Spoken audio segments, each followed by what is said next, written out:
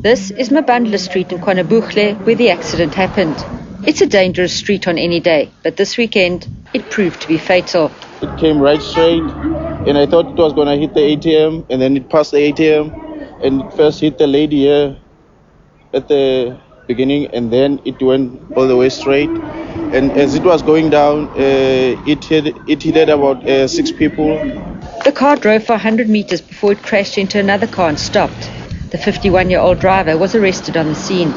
All the emergency services were busy at the scene. There was a lot of ambulances because about 5 females were injured in the incident. A fatality of a 14-month-old baby was killed in the incident.